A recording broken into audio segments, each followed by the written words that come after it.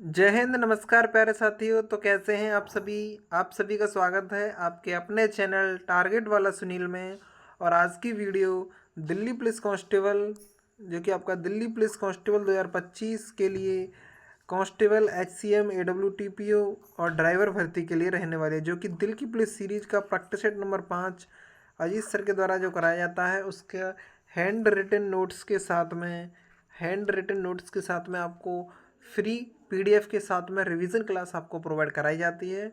तो ये क्लास आप लोगों की तैयारी को और बेहतर बनाएगी, आप लोगों का रिवीजन कंप्लीट होगा और आप लोग कम समय में पूरी क्लास को कर सकते हैं और अपनी तैयारी को बेहतर बना सकते हैं। अगर ये क्लासेस आप लोगों के लिए हेल्पफुल हैं तो एक बार वीडियो को लाइक करके चैनल को सब्सक्राइब कर लीजिएगा और अपने दोस्तों तक ज़रूर शेयर कीजिएगा। और वीडियो के अंत में एक कमेंट जरूर छोड़िएगा कि ये वीडियो आप लोगों को कैसी लग रही है और क्या ये वीडियो लास्ट तक कंटिन्यू हमें रखनी चाहिए या नहीं। तो एक आप सजेशन इस वीडियो के अंत में दे सकते हैं। तो यहाँ से इस वीडियो के अंतर्गत आपको सुपर फास्ट रिवीजन यहाँ से मिलेगा विद हैंडेड नोट्स। और इस क्लास की पीडीएफ के लिए आप जुड़ सकते हैं हमारे टेलीग्राम चैनल टारगेट वाला सुनील से। और वीडियो को लाइक शेयर और सब्सक्राइब करना बिल्कुल भी ना भूलिएगा। तो बिना टाइम वेस्ट किए स्टार्ट करते हैं आज की वीडियो। तो आज की क्लास का जो प्रैक्टिस सेट नंबर ये 5 है। और प्रश्न नंबर 1 है, कौन सा युग्म सम्मिलित है?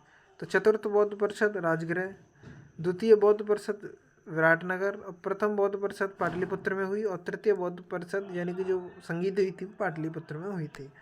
वही बात करें तो प्रथम सन कब यानी कि 483 बीसी में हुई थी पहली संगीति, यानी कि पहली परिषद राजगृह में हुई अजातशत्रु के समय पर। सेकंड 383 बीसी वैशाली कालाशोक के टाइम पर। थर्ड 251 से 255 या 255 का टाइम पीरियड देखने को मिलता है, जो कि पाटलिपुत्र अशोक के समय पर हुई थी। चौथी बौद्ध संगीति प्रथम शताब्दी में कुंडलवन जम्मू कश्मीर जो है आपका कनिष्क के टाइम हुई थी। अगला प्रश्न है प्रश्न नंबर 2। और प्रश्न नंबर 2 आपका कहता है कि श्वेतांबर और दिगंबर ये किससे रिलेटेड थे? तो ये आपका जैन धर्म से रिलेटेड थे। श्वेतांबर और संस्थापक इसके ऋषभदेव थे आदिनाथ। वास्तविक संस्थापक महावीर स्वामी है। संतों को तीर्थकर इसमें 24 देखने को मिलते हैं। तीर्थ यानी कि इसमें कितने तीर्थकर हुए हैं अब तक? 24 तीर्थकर यहाँ पर हुए हैं जैन धर्म में। जैन गुरुओं को अध्यापकों को क्या कहा जाता है? तो यहाँ पर ऋग्वेद में प्रथम ऋषभदेव है, 22वें अरिष्टनेमी है, और आपका इसमें वासुदेव कृष्ण को भाई बताया गया अरिष्टनेमी को। ठीक है। और इसमें जैन गुरुओं या अध्यापकों को क्या कहते हैं? तो ये यहाँ पर आपको एक बार बताना है। तो इसमें आपका जो आंसर हो जाएगा वो हो जाएगा तीर्थकर, यानी कि तीर्थंकर इनको कहते हैं जैन गुरुओं को। इसके बाद है प्रश्न नंबर 4, जैन तथा बौद्ध धर्म के समय कितने आश्रमों को मान्यता प्राप्त हुई थी? तो ये भी एक प्रश्न यहाँ से बनता है। तो सबसे पहले एक चर्चा कर लेते हैं कि 0 से 25 वर्ष की आयु तक ब्रह्मचर्य का पालन करना चाहिए। 25 से 50 गृहस्थ के लिए होता है। उसके बाद 50 से 75 तक वानप्रस्थ के लिए आपको जाना चाहिए, और 75 से 100 वर्ष की आयु के बाद संन्यास लेकर प्राण त्याग देने चाहिए। तो ये यहाँ पर बात कही गई है। उसके बाद में तो इसमें जो आपका करेक्ट आंसर हो जाएगा वो प्रश्न आपका बी हो जाएगा, यानी कि 4 आश्रम, जिनको पहला आश्रम क्या है? ये आश्रम है आपके, यानी ब्रह्मचर्य जिसमें पढ़ाई लिखाई के लिए होगा। उसके बाद शादी ब्याह गृहस्थ संभालो, घर परिवार देखो। उसके बाद वानप्रस्थ कर दो, यानी कि जंगलों में चले जाओ, घूमो फिरो, जानकारियाँ इकट्ठी करो, और 75 से 100 के बाद संन्यास। इसके बाद आता है प्रश्न नंबर 5, जैन धर्म में हथेली पर एक चक्र वाले हाथ द्वारा क्या चिन्हित किया जाता है? तो उससे क्या? पार्श्वनाथ 4 महाव्रत इन्होंने जोड़े, सत्य, अहिंसा, अपरिग्रह और अस्तेय। यानी कि तो इसमें क्या करता है? ये क्या करता है? अहिंसा इसमें करेक्ट हो जाएगा। 5वां व्रत जोड़ा महावीर स्वामी ने, ब्रह्मचर्य को जोड़ा था। प्रश्न नंबर 6, किसने अपने अधिकांश उपदेश आपका जो है गृद्धकूट में दिए हैं? तो वह आपके पाली भाषा में दिए हैं। और गृद्धकूट इनको कहा जाता है, गिच्छकूट कहा जाता है। गुरु नानक देव तो गौतम बुद्ध, तो यहाँ पर क्या आएगा आपका? गौतम बुद्ध आएगा इसका करेक्ट आंसर। इसमें बिहार के नालंदा जिले राजगीर पहाड़ियाँ हैं का नाम इनको क्या है? तो इसी को कहा जाता है गिज्ज कूट, इसको कहा जाता है। इसके बाद है प्रश्न नंबर अगला, महात्मा बुद्ध ने अधिकांश उपदेश दिए हैं पाली भाषा में, सबसे अधिक उपदेश श्रावस्ती में दिए हैं, और प्रथम उपदेश जो है आपका सारनाथ वाराणसी में दिया था। प्रश्न नंबर जो आपका आता है तो प्रश्न नंबर आता है 7, और इसमें भारतीय संविधान का कौन सा अनुच्छेद सरकार द्वारा संचालित और सरकार द्वारा वित्त पोषित शैक्षणिक संस्थानों के धार्मिक निर्देशों को प्रतिबंधित करता है? वो हुआ आर्टिकल 28। मूल अधिकार भाग 3 में है। संविधान को मैग्ना कार्टा कहते हैं। 12 से 35 तक ये आता है। भारतीय संविधान का अनुच्छेद 25 में क्या है? तो कि अंतःकरण की स्वतंत्रता दी है, और ये क्या है? आर्टिकल 27 और 28 में। उसके बाद 26 क्या कहता है? तो धार्मिक कार्यों के प्रबंधन की स्वतंत्रता। 27 धार्मिक अभिवृद्धि हेतु करों की मुक्ति। 28 से शैक्षणिक संस्थान पर धार्मिक शिक्षा पर रोक है। यानी कि आर्टिकल 28 क्या कहता है कि अगर कोई शिक्षण संस्थान है तो वहाँ पर कोई भी धार्मिक शिक्षा नहीं दी जाएगी। जहाँ तक भेदभाव के आधारों का प्रश्न है, तो भारतीय संविधान के अनुच्छेद 15 का भाग नहीं है, बताओ कौन सा है? तो वो पेशा, प्रजाति है, जाति है और धर्म है, यहाँ पर आता है। उसके बाद है किस मामले की अदालत ने यह फैसला सुनाया कि संसद संविधान की मूल संरचना में संशोधन नहीं करती? केशवानंद भारती मामला।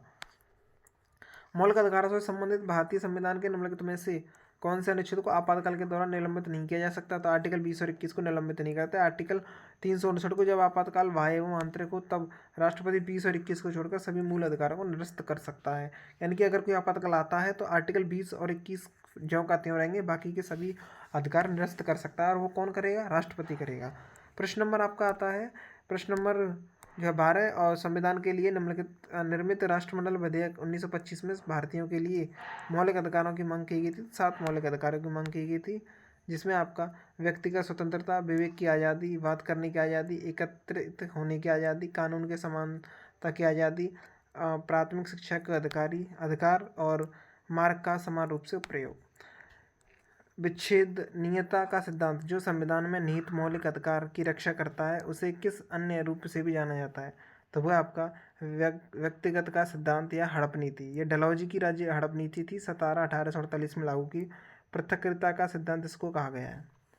इसके बाद आता है प्रश्न नंबर 14। चौथी पंचवर्षीय योजना के दौरान बैंकों के राष्ट्रीयकरण की प्रक्रिया पूरी हुई, तो इस अवधि में कितने बैंकों का राष्ट्रीयकरण किया गया था? तो यहाँ पर 4 पंचवर्षीय योजना आई, और ये आपका 1969 से 74 में, इसमें 14 बैंकों का राष्ट्रीयकरण किया गया था 1969 में। वर्तमान में राष्ट्रीयकरण 112 बैंकों का राष्ट्रीयकरण हो चुका है। सॉरी, आपका 12 बैंकों का वर्तमान में हुआ है। इसके बाद आता है आपका अगला प्रश्न, प्रश्न नंबर 15 कि भारत में पंचवर्षीय योजना के संदर्भ में सही कथन क्या है? तो प्रथम पंचवर्षीय योजना में कृषि को सर्वोच्च प्राथमिकता दी गई। दूसरी पंचवर्षीय योजना में उद्योग को सर्वोच्च प्राथमिकता दी गई थी। कौन सी नीति निजीकरण को बढ़ावा देती है? तो वह निवेश और आउटसोर्सिंग। जलवायु वर्गीकरण की योजना को संशोधित करने के लिए 1961 में बने किस जलवायु वैज्ञानिक ने कंपनी के साथ सहयोग किया? तो वह रुडोल्फ गीजर। प्रश्न नंबर 18 है, कोपेन जलवायु का कौन सा अक्षर कोड एक गर्म, ग्रीष्म, आर्द्र, महाद्वीपीय जलवायु की विशेषता बताता है? तो वह है DFA, महाद्वीपीय जलवायु को दर्शाता है। F वर्ष भर आर्द्रता को दर्शाता है। A गर्म ग्रीष्म का प्रतीक है। 19 जलवायु परिवर्तन या पेरिस समझौता कब से प्रभावी हुआ? तो ये 4 नवंबर 2016 से। तापमान को कम करना, ग्रीन हाउस गैसों का उत्सर्जन कम करना और कार्बन न्यूट्रल की ओर बढ़ना, कार्बन को न्यूट्रल करना यानी कि जीरो की तरफ खींचना। हरिकेन के बारे में क्या है? सत्य है, अटलांटिक से संबंधित है, यही इसमें सत्य है। कौन सी भारत की चौथी योजना की विशेषता नहीं है? तो 69 से 74 के बीच हुई थी, तो योजना को बड़ी सफलता माना जाता है, यही इसमें सही विशेषता नहीं है। बाकी की सारी विशेषता यहाँ पर ठीक हैं। उसके बाद आता है आपका अगला प्रश्न, कौन सा युग्म गलत है? तो चौथी पंचवर्षीय योजना गरीबी घटाव का लक्ष्य रखा गया, तो ये यहाँ पर गलत है। बाकी तीसरी पंचवर्षीय योजना ये भी सही है। दूसरी पंचवर्षीय योजना नेहरू महालनोबिस मॉडल पर आधारित थी, और प्रथम पंचवर्षीय योजना कृषि विकास से रिलेटेड थी। उसके बाद आता है, हाल ही में नाटो ने multi caps land component command नामक अपनी नई भूमि कमान किस देश से स्थापित की है? तो वो आपका फिनलैंड। नाटो 1949 को 33 सदस्य हैं, 31 फिनलैंड के, और 32वां जो है सदस्य कौन सा बना है? तो वो स्वीडन बना है। उसके बाद है, हाल ही में किस राज्य या केंद्र शासित प्रदेश ने दिव्यांग व्यक्तियों के लिए अदालतों की मंजूरी दी है? दिल्ली ने। और पूर्व CM आतिशी मारलेना देखने को मिलती हैं। यानी जिस समय अरविंद केजरीवाल हटे थे उस समय आतिशी बनी थी आम आदमी पार्टी की CM। सी विजिल 24 किस देश द्वारा आयोजित एक रक्षा अभ्यास है? तो भारत, और 6 मंत्रालय इसमें शामिल थे। प्रश्न नंबर 26, असम के किस राष्ट्रीय उद्यान में हाल ही में दुर्लभ संगमरमर बिल्ली देखी गई है? तो वो है दिहिंग पटकाई राष्ट्रीय उद्यान। और दिहिंग पटकाई राष्ट्रीय उद्यान कहाँ पर है? असम में। कहाँ पर है मेरा दोस्त? असम में देखने को ये मिलता है। ये भी आपको याद रख लेना है। दिहिंग पटकाई कहाँ पर है? असम में। अगला प्रश्न है, और आपका जो प्रश्न नंबर बनता है, अगला प्रश्न, महिला उद्यमियों का समर्थन करने के लिए लखपति बाई देव योजना असम ने शुरू की। 40 लाख महिलाओं को इसमें लाभ पहुंचाया जाएगा।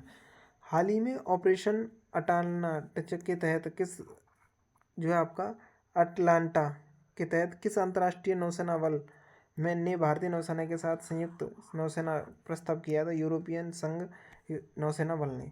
ऑपरेशन कवच ये आपका न्यू दिल्ली में आया है और यहाँ पर इसकी शुरुआत हुई है।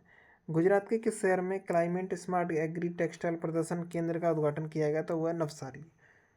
तो यहाँ से आज की क्लास के जो 30 प्रश्न से वो समाप्त होते हैं। वीडियो कैसी लगी एक बार कमेंट बॉक्स में ज़रूर बताइएगा। अगर वीडियो को अभी तक लाइक नहीं किया तो लाइक करके कर लीजिएगा, चैनल को सब्सक्राइब। मिलते हैं तब तक के लिए आगे की वीडियो में, तब तक के लिए जय हिंद, जय भारत, वंदे मातरम।